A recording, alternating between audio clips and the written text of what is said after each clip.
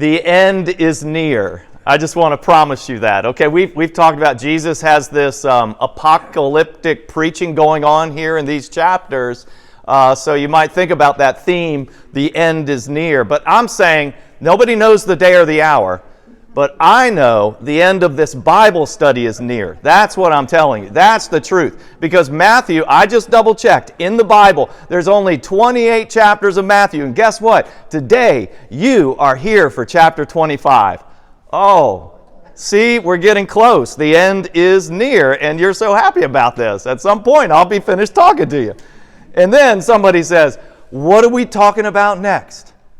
That I don't know. We'll have to pray about that. We'll talk about that some. A couple of you have suggested prayer, which is awesome, and we could do that.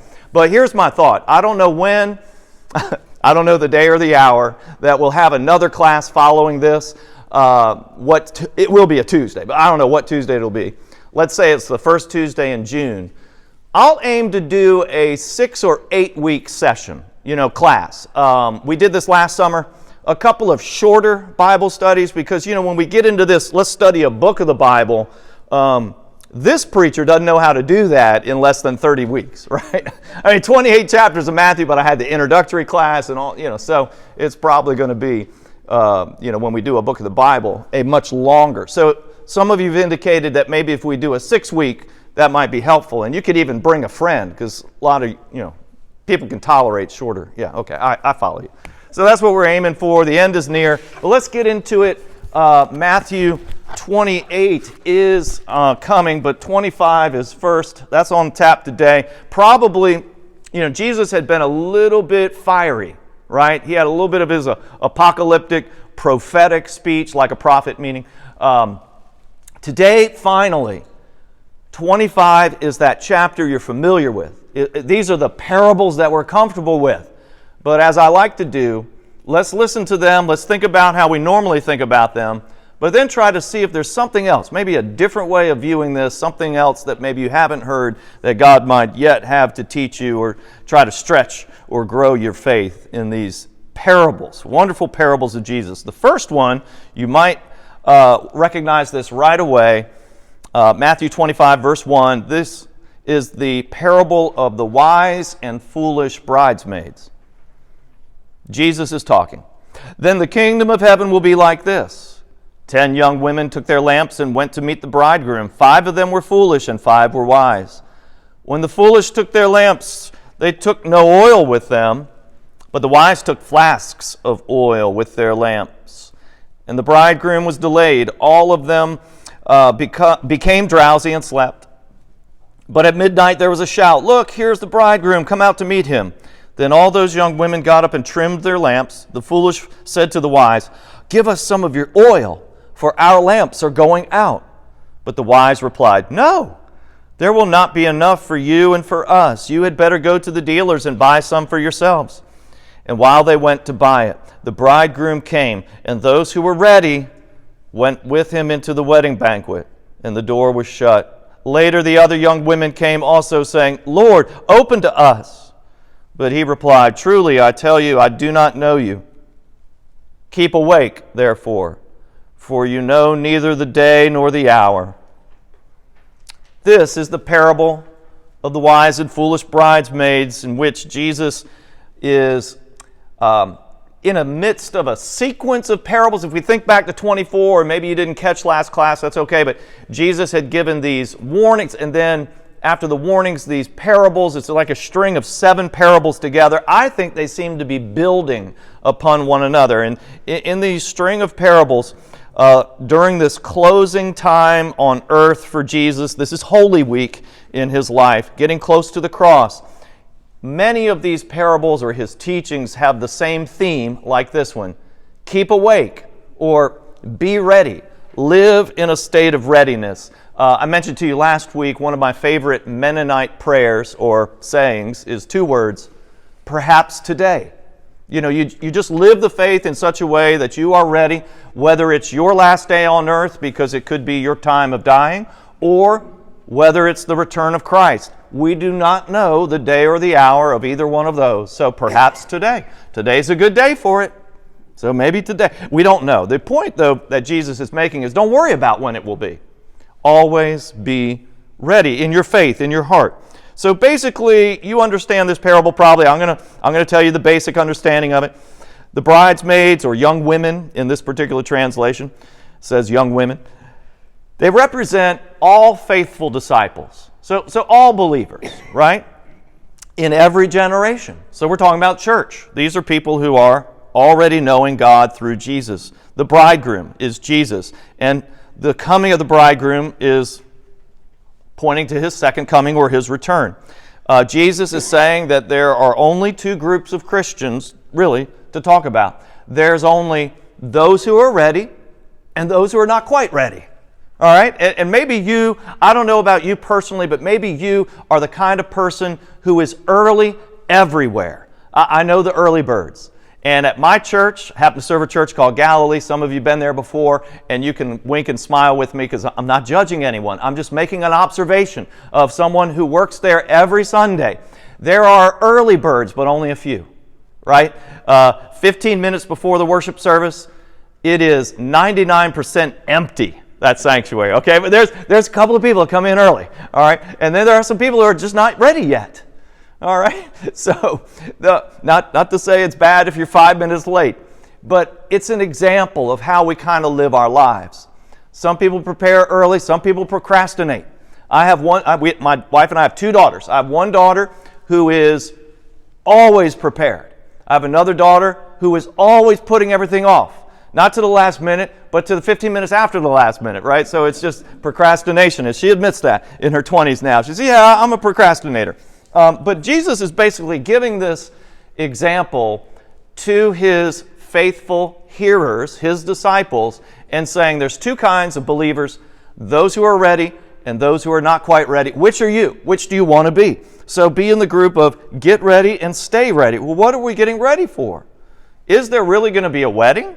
Well, yes, if we understand the biblical symbolism, imagery, the idea, Christ, the bridegroom. Who's the bride?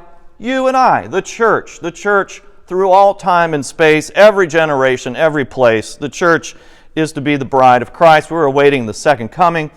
It doesn't say second coming or return of Jesus specifically. It is mentioned often in Jesus' teachings, his New Testament teachings through the letters. Particularly, I'm thinking 1 Thessalonians, probably Paul, some, but Revelation. That is probably the place where we think of it more clearly, but that's not really the point here. I think the idea that Jesus is giving is there will be a culmination of time, the end times, or when God brings it all to fulfillment. So live with a sense of urgency. We don't know when it will be. It could be a long, long time, but we still have to capture a sense of urgency in our faith and in the way that we prepare our hearts for God.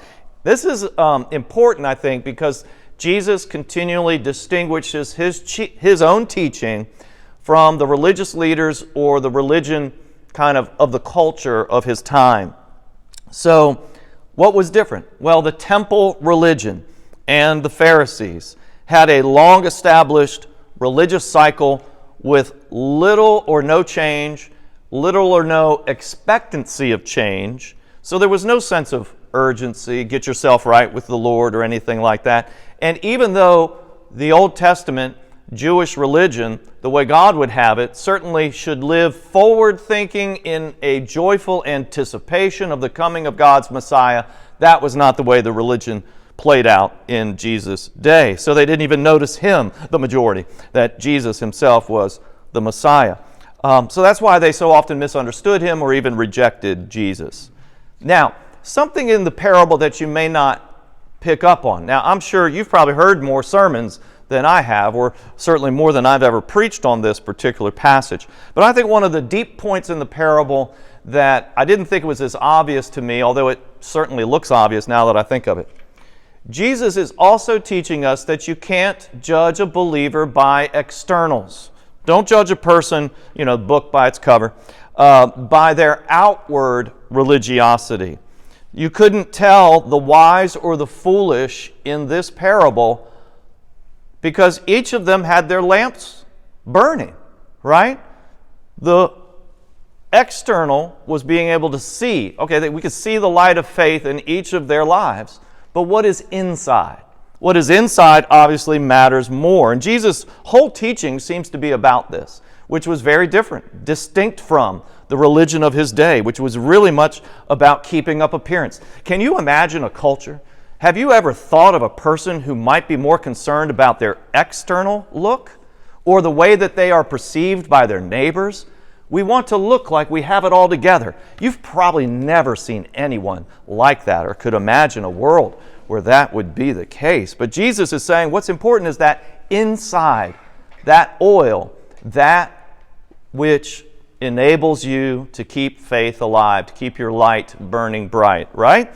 So it's interesting, some people have said to me, look at how, this can't be a teaching of Jesus. Look how selfish half of the bridesmaids are. Somebody asks them for help, can't you loan us some oil? And they say, no, you need to go out shopping. I mean, that just doesn't sound like a good Christian, right? This is not a parable about compassion. This is a parable about getting yourself ready. And honestly, the thing is, no one can do it for you. You need to fill your own lamp. Yes, it's God, but you need to have a relationship with God yourself such that your heart is opened and that you are humble enough to ask for God's help and regularly say, Lord, fill me again, fill me with your Spirit. May I bear the fruits of the Spirit, hope and faith and peace and love, all these things. I can't give that to you. Now, I can give you a lesson, and Jesus himself is giving a lesson, teaching. All these things are important, but you have to also do your part, right? So that's why God has made us with individuals with free will, with agency. So part of it, what we've learned from Jesus, is God acts, thanks be to God. But part of it is also we must respond. And when Jesus did a lot of healings, do you remember what he said? He didn't just lift his hands and say, now God did that for you, give God glory. He says, your faith has made you well. Your action or responsive faithfulness to God's action is what matters. And I cannot do it for you. The other bridesmaids could not give the oil to the others. The lesson is about, as you go through the faith, as you grow in faith in a church, you need to take action yourself. Think about this, that internal, unseeable resiliency of faith is represented by the oil. How do we know? Well, the oil is an image, some of you who sat with me through Exodus, that Bible study, it's an image of the tabernacle. It's one of the holy objects, right, in the tabernacle, because fire or lighting candles, as we do, has always been part of a sacred act of worshiping God. Think about the symbolism of fire. Well, Exodus 27, the oil was a symbol of God's Spirit. We know that is present in Jesus, but also it could be taken as the Word, the teachings of Jesus. Jesus has given us the renewed Torah, fulfilled in Jesus kind of Torah law that is supposed to be about the heart, the internals, as well as the external. The external is important, but it doesn't matter if you don't have the heart right, because then it's just maybe for show. Verse 9, you can't share the oil. I just lifted that up. I can't give you Spirit. But God will give you Spirit if you would do that, your part. Pray for that, accept that, open your heart to it. Only you can cultivate your relationship with God. So I think that's the deep learning or the encouragement in here. Yes, it's about the end times or Jesus' return, but it's also about right now, getting ready and living ready. With that in mind, remember that I think these string of parables, they are connected, so they kind of build on one another. Listen to this one, and I hope that you hear this one, as familiar as it may seem to those of you who grew up in church. The parable of the talents knocked people's socks off. Well, they didn't wear socks, they had sandals. Knocked their sandals off. It would have raised eyebrows. People listening to this for the first time would have been drop-jawed. Think about how. I'll tell you why in a minute, but just as you listen to it, think about being a first hearer, like, really? Jesus sometimes is over the top, and this is certainly that case. Verse 14 in Matthew chapter 25, the parable of the talents. Here we go. For it is this, when he says it's as if, he's talking about the kingdom of God. What is the kingdom of God like? What is it to be living in God's presence as believers today? It's as if a man going on a journey summoned his slaves and entrusted his property to them. To one he gave 5 talents, to another 2, to another 1, each according to his ability. Then he went away. At once the one who had received 5 talents went off and traded with them and made 5 more talents. In the same way, the one who had the 2 talents made 2 more talents. But the one who had received the 1 talent went off and dug a hole in the ground and hid his master's money.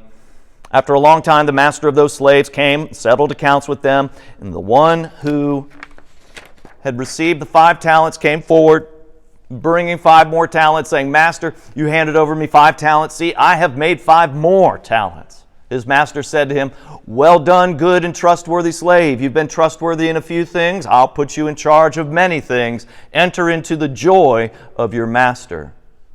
The one with the 2 talents also came forward, saying, "Master, you handed over to me 2 talents. See, I have made 2 more talents." His master said to him, "Well done, good and trustworthy slave. You've been trustworthy in a few things. I will put you in charge of many things. Enter into the joy of your master." And the one who had received the 1 talent came forward, saying, "Master, I knew you were a harsh man, reaping where you did not sow and gathering where you did not scatter. So I was afraid, and I went and hid your talent in the ground. Here, have what's yours." The master replied, "You wicked and lazy slave. Oh, you knew, did you, that I reap where I did not sow and gather where I did not scatter? And you ought to have invested your money with the bankers, and on my return I would have received what was my own with interest. So take the talent from him, give it to the one with 10 talents. For those who have, or to all those who have, more will be given, and they will have an abundance. But for those who have nothing, even what they have will be taken away. And for this worthless slave, throw him into the outer darkness where there'll be weeping and gnashing of teeth." Ouch. Okay, wow. Couple things that raised my eyebrows. Just the talents. And then from just abundant generosity at the beginning, at the end, the master is, cursing, outer darkness, weeping and gnashing of teeth. I like Dr. Warren Wiersbe, you've heard me mention him a number of times, saying that the outer darkness does not necessarily need to be translated as hell. If you are outside of the master's grace and joy, which is where those who did well in this parable, they're in the master's joy, right? To be anywhere outside of that really is punishment enough. Anyhow, let's talk about the talents first, because that's the first shock factor, is that anybody in the audience would have known that was like 15 years' wages. Let's just use a round number today. A talent being $1 million. So let's just say, without any specialized instructions, this man comes and gives $5 million to one, $2 million to another, and a measly $1 million. I mean, what can you do with that anyway? Yeah, a measly $1 million to another one. I'm teasing a little bit about money because we are not as sensitized to those amounts as the people in that first century, right? Because they're mostly poor people, just subsistence, living from meal to meal, right? So $1 million, that's a lot. $5 million to a guy, and he doesn't even have contracts drawn up. We don't know about any of that stuff. But the emphasis is really not on the money. What is the emphasis on? Well, first, I think you learn something about the master, that he's rather generous, and he's not too picky about the people that he entrusts such generosity with. So, I think that's really important. God is a generous God, trusts you and I today with an abundance. Whether it's financial or not, you have an abundance. Opportunities. You have an abundance of sort of like time. Everybody gets the same limited amount of time. But most of us who are participating in this class, whether online or here in person, have come to a stage in life where you are pretty much financially retired, and so we have this sort of abundance of time where there are other people who are still out there having to work. God trusts us with an abundance of opportunities, to learn God's Word, to share our faith with others. How are we doing with that? Now, the other thing that's shocking, the person, and the way I read it, it's hard for me to put the inflection in it that would really give this shock. But the person who is with one talent only, a little bit gruff with the master, acting out of fear, says, well, I knew you were harsh. I went and dug a hole. Interesting how it gives that detail. And I hid your talent in the ground. This idea of digging in the ground, hiding financial wealth in the ground, was not shocking. This was the conventional wisdom of the day. The safest place. This was the money market account. This was the bank certificate of deposit. This is what anybody would have done. The people in the crowd were shocked, not only that God was generous enough to give somebody $5 million, but that $5 million, that person went out and invested it in such a way that he doubled it. You know, and that's pretty good. I don't know who you are, but when you double your money, you should feel good about that, right? Especially in our day and time. So that's amazing. And we don't quite get it because we don't know that everybody who was listening would have done the same thing. Hiding the talent in the ground was wise. That was the wise bridesmaid's response. You know what I'm saying? So when Jesus is talking about the wise and the foolish, it's almost like they're kind of turned here. Well, it's kind of foolish to go and risk $2 million. It's not your own money. But the man did well with it and doubled that $2 million. So it's an interesting parable and would have been difficult for the first hearers to even grasp, what is this teacher getting at? Well, you might be asking that now the way I presented it. What is he getting at? Well, look again at the attitude or the heart. This is what Jesus often looks at as the heart. The man with just the one talent. And how does he say, to the master's face, he says, I knew you were this wretch. I knew you're so harsh, and that you take what's not yours, basically is what he's saying. Wow, that's the man had been generous and trusting you with $1 million, and you buried it in your backyard. His motivation, and he says it admittedly here, verse 25, fear. For me, probably the deepest point here about us, church believers, in every generation. Jesus is teaching us not to put fear first. Every courageous Christian has fears and doubts, but to act on that motivation first is not the way that gets us closer to Christ or in the kingdom. Jesus is saying these things in the times that are leading towards the end, his end on the cross, or for us, the return of Christ, that fear is the opposite of love. In these urgent times, we should be living with the motivation of love and not fear. A love that endures, a love that will take the proper risks, a love that invests in the right ways. Investing in relationships, investing in your faith, living ready. And it might go against the proper caution of conventional wisdom, like digging a hole and burying your money. Some other examples from Matthew's own account of Jesus might include investing in relationships with outsiders, Gentiles, the least, the last, the lost, these persons who are not every day in the temple, these persons who are struggling hand to mouth, taking the right risks of faith that will trust God in any of your circumstances, trusting God more than religious ritual and safe routines. That seems to be in line with the way Matthew has presented Jesus all through this gospel. But if we look at a little more detail here, faithful risk-taking with God-given talents in your life results in a reward from the master. He's not harsh when he says to the other two, well done, good and trustworthy believer, servant, slave, all same word there. Serving God, you're trustworthy in small things. God will give you more and trust you with greater things. But here's the reward. Enter into the joy of the master. Honestly, the point of this parable is to show that God is actually a joy giver, not a strict, harsh judge just waiting for you to screw up and then cast you into the outer darkness. Well, fear-motivated people may be well acquainted with the darkness already. So this is really about the faithful investment of your resources, the abundance that God gives you, your time, your talents, your treasure, as we like to talk about in the church. But I would think more importantly, to put a finer point on it, it's the opportunity, the abundance of opportunities to let your lamp shine. Don't light a light, hide it under a bushel. Don't let yourself run out of oil.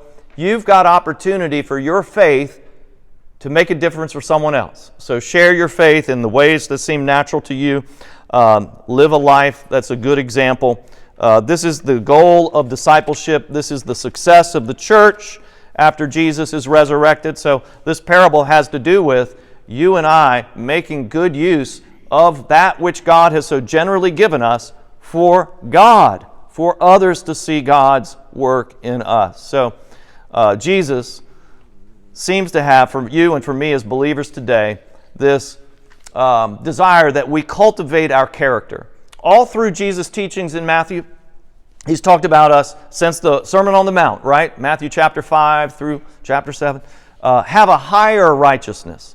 What is that? Not a false or external only religion trying to keep up appearances like the religious leaders, but a true internal, wholehearted faith that fulfills God's word in our lives and goes farther, as Jesus taught in the Sermon on the Mount.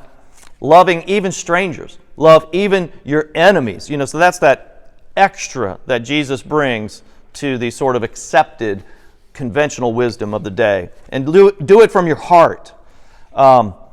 What that means is, in Matthew, we have learned that righteousness is not the same as being right with God, is not the same as being legalistic.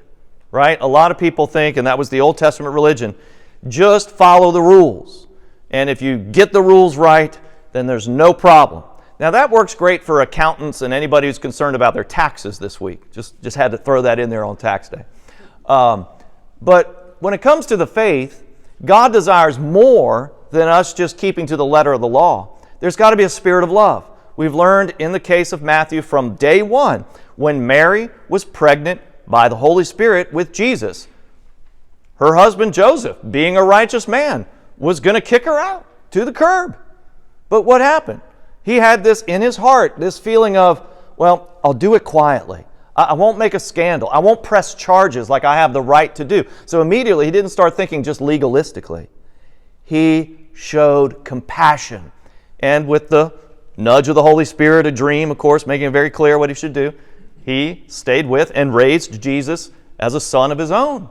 And so the point of all this, Jesus' teaching and the examples that Matthew gives us of other people who are good followers, righteous people before God, you can keep, to the rules, but also have a heart with compassion and mercy towards others. And that's what God really desires with righteousness. Jesus says, the leaders of the religious community have done all they can do to keep every, jot and tittle of the law. Cross every T, dot every I, as we like to say it that way. But they build up these burdens and throw it on other people's backs, and, they're kind of hypocrites, or it's a kind of hypocrisy, this Old Testament religion, without having the heart and showing mercy. Love and mercy in the prophets in the Old Testament.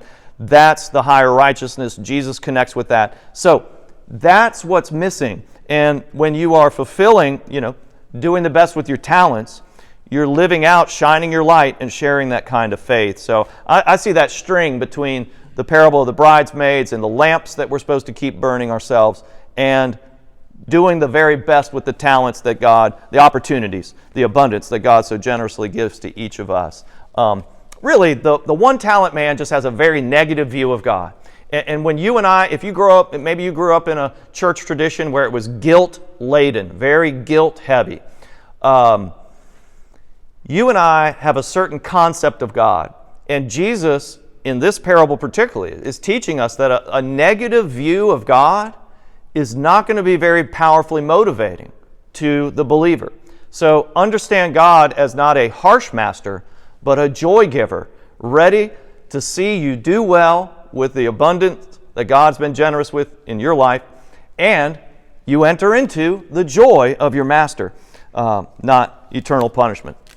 So thanks be to God for the grace in these stories. Hey, the third parable in chapter 25, they all seem to build to a crescendo. Maybe the most familiar to us. You may already know how this is supposed to be interpreted. I'll give you a couple ideas, but let's read it together. This is the parable of the sheep and goats.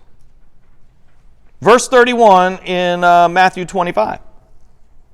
When the Son of Man comes in his glory and all the angels with him, he will sit on the throne of his glory. All the nations will be gathered before him. He will separate people one from another as a shepherd separates sheep from goats. And he will put the sheep at his right hand and the goats at his left.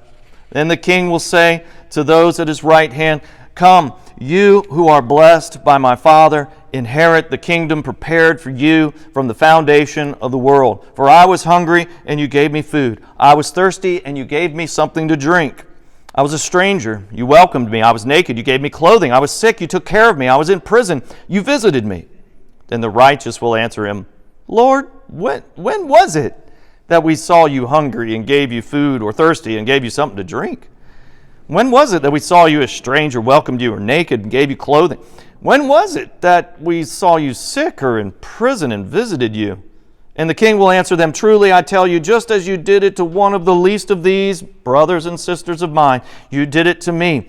Then he will say to those at his left hand, "You who are accursed, depart from me into the eternal fire prepared for the devil and his angels. For I was accursed, you who are accursed, depart from me into the eternal fire prepared for the devil and his angels. For I was hungry, and you gave me no food. I was thirsty, and you gave me no drink. I was a stranger, and you did not welcome me. Naked, you did not give me clothing. Sick and in prison, you did not visit me." Then they also will answer, "Lord, when was it that we saw you hungry or thirsty, or a stranger, or naked or sick, or in prison, and did not take care of you?" And then he will answer, "Truly I tell you, just as you did not do it to one of the least of these, you did not do it to me. And these will go away into eternal punishment, but the righteous into eternal life." There it is, chapter 25. Any questions? Oh, we should talk about this one. This has got a lot to it, right? First of all, it's just, interruption of the Holy Spirit, just a happy accident that several of us, as I was getting ready for the Bible study before I turned on the camera, we were talking about what? Left-handedness. I happen to be left-handed, at least with a couple of things in my life, not everything. But that it's interesting that God would put the good sheep on his right, and the goats go. And so left-handed people, and there's several of us up here, might be a little offended at this. But I will tell you, it's always been the case in humanity that the majority of people are right-handed, okay? And we're not going to do a poll through here, but I just want to give you a little backstory.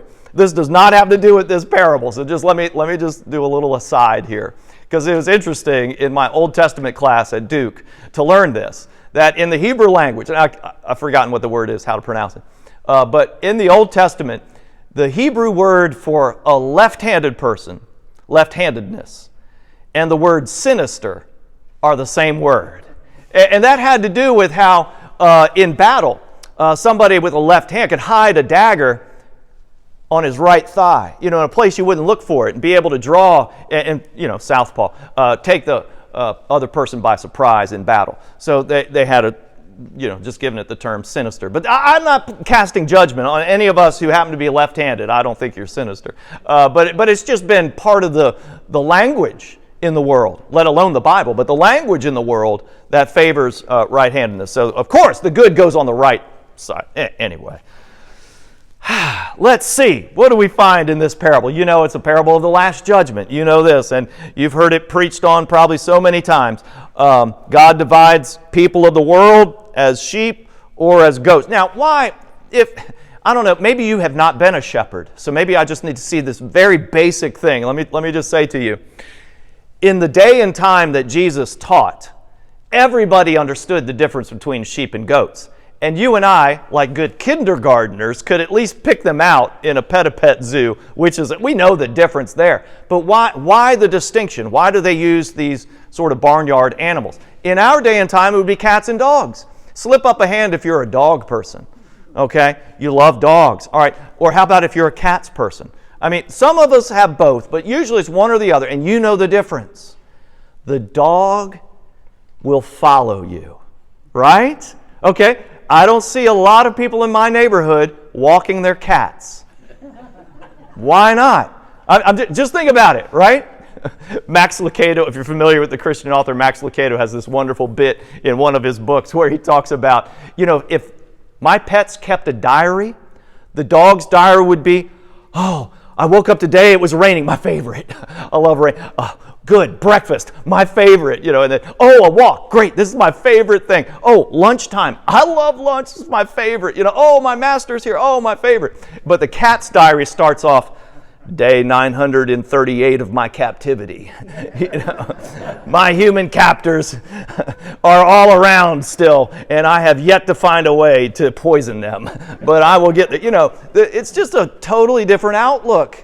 And you can teach a dog, but a cat, maybe a little bit, but not so much. And it's the same with sheep and goats. Ray Vanderlaan, who did a lot of Bible teaching in the Holy Land, the wonderful videos focused on the family, put those together, would tell you, in teaching, going to the Holy Land, he says, I know in the crowd, when I got all these tourists, who the goats are. Because I've been here 20 times, but the goats always tell me, no, Ray, there's a better way over here. No, we should go this way. And it's just this sort of autonomy without a humility to say, I will follow anybody. I always know best. You got to, yeah.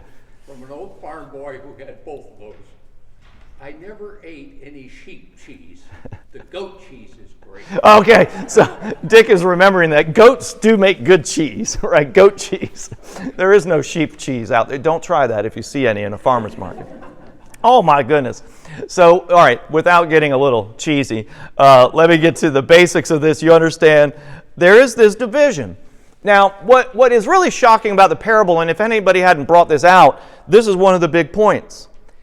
The sheep also are surprised to learn that they had done something good for their master.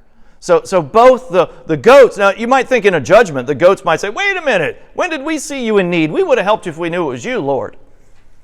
But the sheep also, they have a way of doing something compassionate, something helpful, to be servant-hearted, seems to be, hey, we're just following Jesus. We're just following, like sheep, we're just following along the way we've been taught. We didn't do anything special. And I've noticed that in my own life about people, some of them are, war heroes. Some of them are, first responders. I mean, sort of literal heroes that virtually anybody in our culture would venerate. But when I talk to them, they're like, no, I was just doing what I was told to do or what I was taught to do, what came natural. And many of them have said to me, Jason, you would have done exactly what I did if you were in the circumstance I was in. And it's interesting how at the final judgment, both the goats and the sheep sort of are at this point of like, surprised awareness. All of a sudden, I see. And what is it that they see? Jesus' concern for people who are in need. And that's what Jesus did, all his ministry, right? We talked about even some of the smallest statements, small words in the Bible say something like this. And Jesus saw the people. He saw the person. He stopped and he heard the cry of the needy. Think about the blind persons, and he spent that time to, even when the disciples were saying, no, keep her out, or keep the children out, or don't keep shouting, Son of David, blind beggar on the side of the road, keep your voice down. But Jesus stopped. He heard, he listened, he spoke with, he cared about people. And I think a lot of Jesus' followers will get to that time in heaven where you will have, and I will have, a life review, if you will. It might be an easier phrase than final judgment, whatever, performance evaluation, whatever works best for you and it helps you understand that. But, we'll sit down and it'll be talked about. And many of us might, one of the blessings I think in heaven, I don't know this for sure, but this is my hunch. One of the blessings I think in heaven that you'll find is, I'm not going to be surprised about how many sins are listed. Okay, I get that. But, when I said something or when I did this and then that person was inspired or was blessed, and there's sort of like this happy consequence one after the other was affected by one thing that you did, one good turn that you showed to someone else. It multiplied because that person also picked up on, you were burning that lamp and you didn't know who saw the light, and that light made a difference that day for that person. And I think that's part of the blessing. He said, wait a minute, I didn't know. But what we get on the next level down in this interpretation, and you've probably heard it in many sermons, is to care for the poor or for, the least of these. That phrase gets used in a lot of churches, or the least, the last, and the lost. I think in our language, just because of the alliteration, that makes sense. But that's certainly a lot of the people for whom Jesus was present, showed God's compassionate power and changed their lives, were people like that. So we understand this in the context of our day and time to be servant-hearted believers who will have compassion. It could be your ability to be generous, to give financial funding. Could be a church, could be an organization, a charity. However, you might give directly to certain people, as many of us do. Some of us sponsor children. We have a ministry in Sierra Leone where I think about the least of these is where I went, and with $10 in Sierra Leone, in country, with a person who's from there, runs part of our organization, I bought a $10 bag of rice and didn't know until I dropped it off at that family. Went to the family where my wife and I have sponsored Ishmael for so many years, this young boy.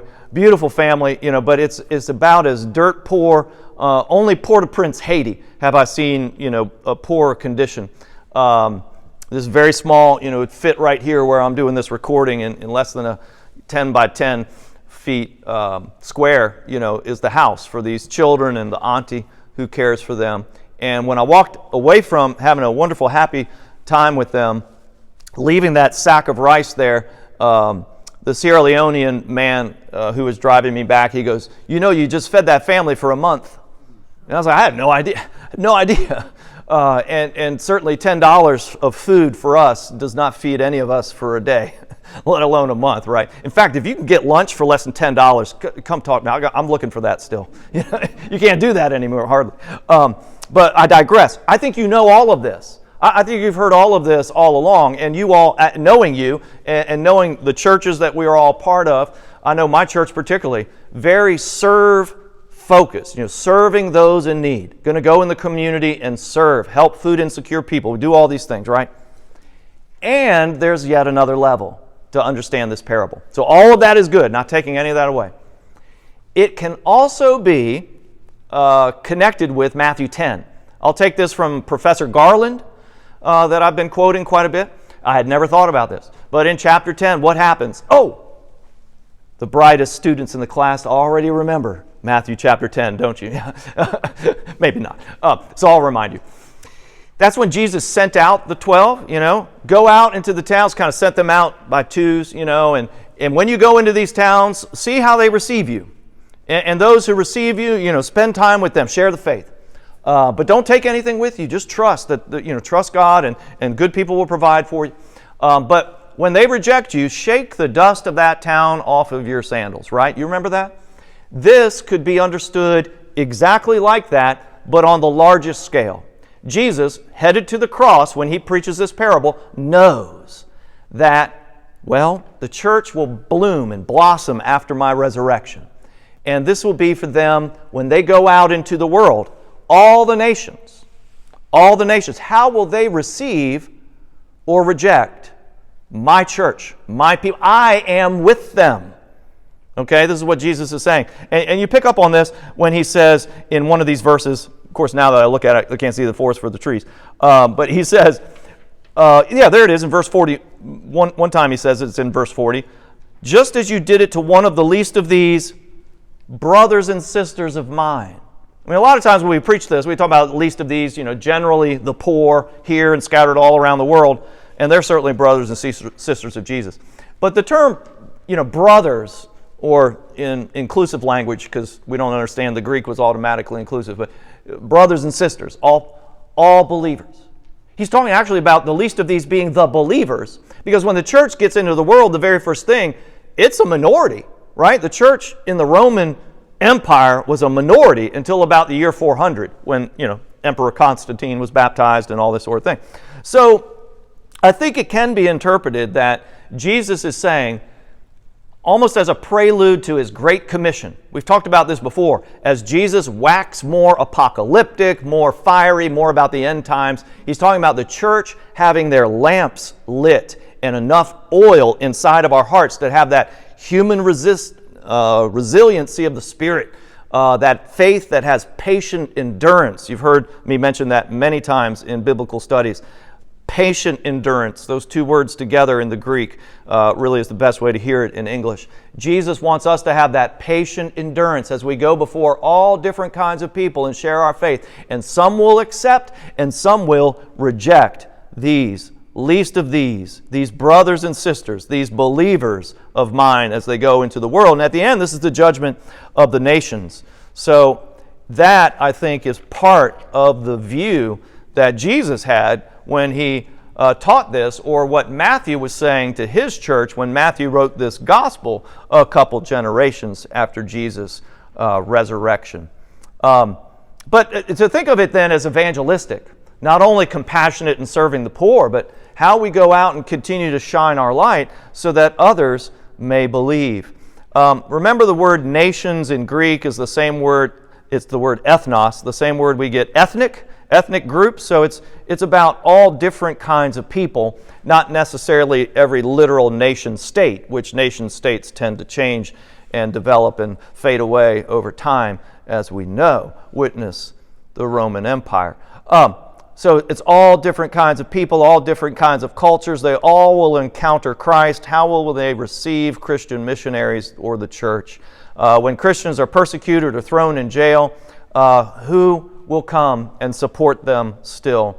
So, one last thing to say about this, because particularly as Protestants, I think we want to kind of guard against a works righteousness idea. I don't think that that's something that's really tempting in this day and time, but there are those who ask me that question about this, where Jesus seems to have this predilection for the poor. One way to say it is God has this sort of preferential option for the poor all through Old Testament and New Testament. We don't like to think that God shows any favoritism or any preference, but God is always lifting up those who can't lift themselves up. And there are some of us who, people come to me and say, well, people are supposed to pull themselves up by their bootstraps. And I was like, yeah, but what about people who don't have any boots? So half the world doesn't have any shoes, right? So, I know it's just an image, but I think the point remains the same. God is always insistent on helping God himself, but having God's own people help people who can't help themselves. So one of the things that's absolutely not in the Scripture, but in every church I've been, there's always been somebody who says, I know it's in the Bible, I just don't know where it is. The Lord helps those who help themselves. Yes, He does. It's not in the Bible, but there's nothing wrong. The problem with that is you might be overlooking the fact. In the Bible, there are more than 2,000 verses about loving and caring for people who are poor, people who cannot really help themselves. The system is against them. That's the thing about, Jesus talks about sinners, or that the complaint against him was that he sat and he ate with sinners. The word sinner, first and foremost, meant, by the religious authority, it meant that they were too poor to pay the temple tax. Well, can't God forgive them for wanting to put food in front of their children rather than just paying the temple tax? Anyhow, so not to preach on that, but to just say to you, God does seem to give so much instruction for us to serve and care for people who need it. So that definitely is the weightiest part of this. It's not about trying to do certain things in order to get into heaven. Interestingly, Jesus is not trying to say to us, this is how you get your ticket punched to get through those pearly gates. But some people can take it that way and say, you have to do this many good deeds and No, that would be to make sort of a legalistic interpretation of Jesus, who's not being legalistic, but being overly generous and overly compassionate. So at the end of the day, it's about God's grace. It's about a gracious and generous master, contrary to some of the interpretations of that parable of the talents. God is over the top generous and filled with joy for His followers. and wants to give us all of this. And it's as simple as, I think it's like this. It could be taken as sort of like a doom and gloom, sheep and goats, final judgment. It could be as simple as saying, if you just act like Jesus, you'll be pleasantly surprised to see how much good God accomplished through you, or in my case, in spite of me, while you were in the world, you know? And so, at the end of Jesus' life, he gives this string of parables. If you go back and read half of 24 and all of chapter 25, you'll get all 7 parables in a row, and you might get, like I got, this sort of thematic punch. You know, it builds to this crescendo. Like anybody like the 1812 overture, classical music, you know, and the cannons are going off at the end. This is like the cannons are firing at the end of this, and it's just a crescendo of like, just be like Jesus, and you'll be ready all the time. And who knows the day or the hour? That's not the point. Just live so you can say, perhaps today. All right, questions?